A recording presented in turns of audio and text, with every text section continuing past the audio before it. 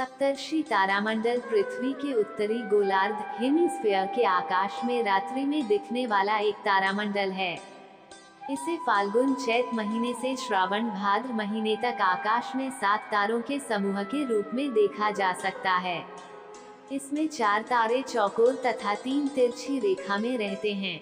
इन तारों को काल्पनिक रेखाओं से मिलाने पर एक प्रश्न चिन्ह का आकार प्रतीत होता है। इन तारों के नाम प्राचीन काल के 7 ऋषियों के नाम पर रखे गए हैं। क्रतु, पुला, पुलस्त्य, अत्रि, अंगिरस, वाशिष्ठ तथा मारीची हैं। इसे एक पतंग का आकार भी माना जा सकता है जो कि आकाश में डोर के साथ उड़ रही हो। यदि आगे के 2 तारों को जोड़ने वाली पंक्ति को सीधे उत्तर दिशा में बढ़ाएं तो यह ध्रुव तारे पर पहुंचती है। दूसरी शताब्दी ईस्वी में टॉलमी ने जिन 48 तारामंडलों की सूची बनाई थी, यह तारामंडल उनमें भी शामिल था। अंग्रेजी में सप्तर्षि तारामंडल को अर्सा मेजर, ग्रेट बेयर या बिग बेयर कहा जाता है। इन सब का अर्थ बड़ा भालू होता है। इसे अमेरिका और कनाडा में बिग डिपर यानी बड़ा चमचा भी कहा जाता है। चीन में यह पेतेऊ कहलाता है। सप्तर्षि मंडल ध्रुव तारे के चारों ओर 24 घंटे में एक चक्कर लगाता है। इस मंडल के प्रथम 2 तारे सदैव ध्रुव तारे की सीध में ही दिखाई देते हैं। प्राचीन समय में जब दिशा ज्ञान करने का यंत्र नहीं था, तब ध्रुव तारे की सहायता से ही दिशा का ज्ञान किया जाता था। सप्तर्षि तारामंडल में कई गैलेक्सियां भी पाई गई हैं। इनमें मैसिए 81 नामक सर्पिल गैलेक्सी है, जो आकाश में सबसे रोशन गैलेक्सियों में से एक है। इस तारामंडल के क्षेत्र में मैसिए 82 नामक गैलेक्सी भी है, जिसे अपने आकार की वजह से सिगार गैलेक्सी भी कहा जाता है। यहाँ हमसे 2.5 करोड़ प्रकाश वर्ष दूर स्थित चक्री गैलेक्सी भी स्थित है। कुल मिलाकर सप्तर्षि तारामंडल में लगभग 50 गैलेक्सियां देखी जा चुकी हैं। पुराणों में सप्तऋषि के नाम पर भिन्न भिन्न नामावली मिलती है। विष्णु पुराण अनुसार इस मनवंतर के सप्तऋषि इस प्रकार है।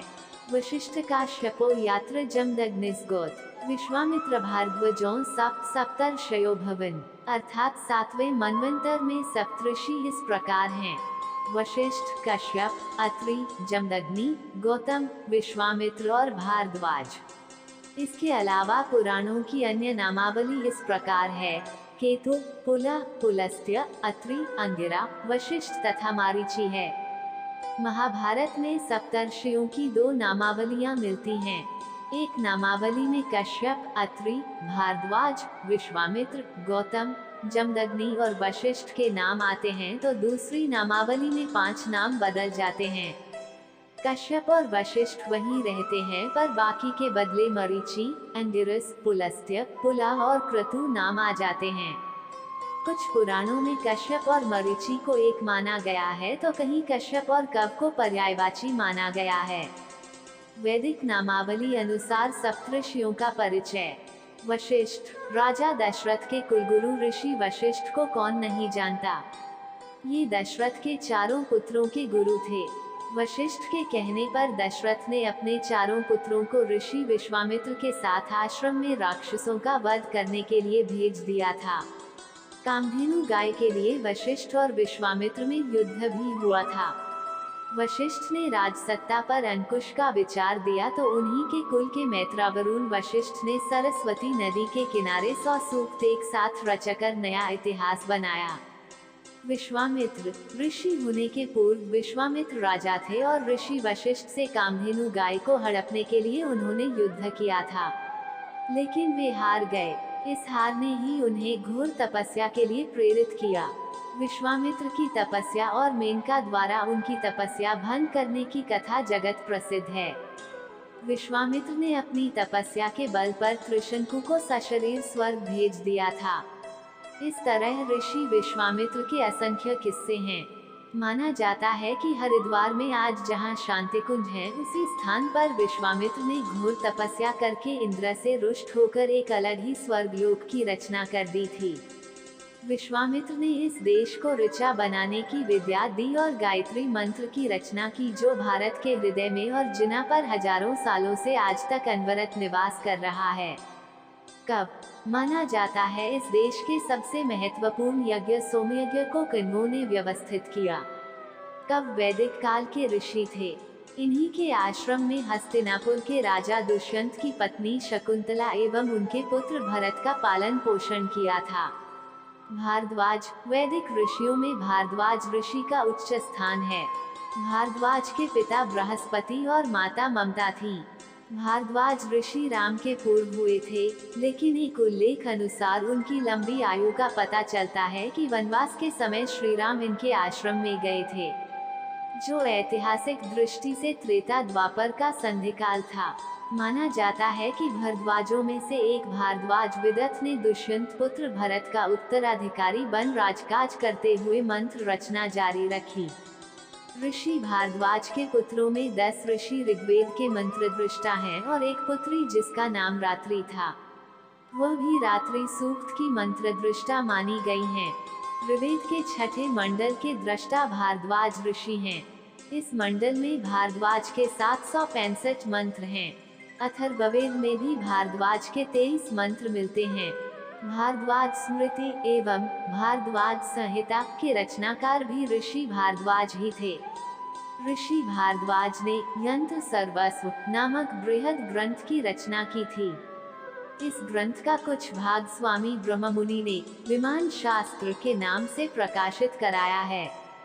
इस ग्रंथ में उच्च और निम्न स्तर पर विचरने वाले विमानों के लिए विविध धातुओं के निर्माण का वर्णन मिलता है। अत्रि, ऋग्वेद के पंचम मंडल के दृष्टा महर्षि अत्रि ब्रह्मा के पुत्र, सोम के पिता और कर्दम प्रजापति व देवहूति की पुत्री अनुसुया के पति थे। अत्रि जब बाहर गए थे तब त्रिदेव अनुसुया के घर ब्राह्मण के भेष में भिक्षा मांगने लगे और अनुसुया से कहा कि जब आप अपने संपूर्ण भिक्षा देंगी तभी हम भिक्षा स्वीकार करेंगे। तब अनुसुया ने अपने सतीत्व के बल पर उक्त तीनों देवों को अबोध बालक बनाकर उन्हें भिक्षा दी। अत्रि ऋषि ने इस देश में कृषि के विकास में पृथु और ऋषभ की तरह योगदान दिया था। अत्रि लोधी सिंधु पार करके पारस, जो आज का ईरान है, चले गए थे, जहां उन्होंने यज्ञ का प्रचार किया। अत्रियों के कारण ही यज्ञ पूजकों के धर्म पारसी धर्म का सूत्रपात हुआ था। अत्रि ऋषि का आश्रम चित्रकूट में था। मान्यता है कि अत्रि दंपति की तपस्या और त्रिदेवों की प्रसन्नता के फलस्वरूप विष्णु के अंश से महायोगी दत्तात्रेय, ब्रह्मा के अंश से चंद्रमा तथा शंकर के अंश से महामुनि दुर्वासा महर्षि अत्रि एवं देवी अनुसुया के पुत्र रूप में जन्मे। ऋषि अत्रि पर अश्विनी कुमारों की भी कृपा थी। वामदेव ने इस देश को सामगान अर्थात संगीत दिया। वामदेव ऋग्वेद के चतुर्थ मंडल के सूक्त दृष्टा, गौतम ऋषि के पुत्र तथा जन्मत्रयी के तत्ववेता माने जाते हैं। शौनक ने 10,000 विद्यार्थियों के गुरुकुल को चलाकर कुलपति का विलक्षण सम्मान हासिल किया और किसी भी ऋषि ने ऐसा सम्मान पहली बार हासिल किया। वैदिक आचार्य और ऋषि जो शुनक ऋषि के पुत्र थे। फिर से बताएं तो वशिष्ठ, विश्वामित्र, कंग, भरद्वाज, अत्रि, वामदेव और शौनक, ये हैं वे 7 ऋषि जिन्होंने इस देश को इतना कुछ दे डाला कि कृतज्ञ देश ने इन्हें आकाश के तारामंडल में बिठाकर एक ऐसा अमृतत्व दे दिया कि सप्तर्षि शब्द सुनते ही हमारी कल्पना आकाश के तारामंडलों पर टिक जाती है। इसके अलावा मान्यता है कि अगस्त्य, कश्यप, अष्टावक्र, याज्ञवल्क्य, कात्यायन, ऐत्रेय, कपिल, जैमिनी, गौतम आदि सभी ऋषि उक्त 7 ऋषियों के कुल के होने के कारण इन्हें भी वही दर्जा प्राप्त है। आपको हमारी जानकारी सही लगी तो कमेंट में जय श्री राम लिखें, ताकि हम आपके सामने इसी प्रकार के और तथ्य लाते रहे और सनातन संस्कृति विश्व में प्रचलित करें। ॐ त्र्यम्बकं यजामहे सुगन्धिं पुष्टिवर्धनम् उर्वारुकमिव बन्धनात् मृत्योर्मुक्षीयमामृतात्। ॐ त्र्यम्बकं यजामहे सुगन्धिं पुष्टिवर्धनम्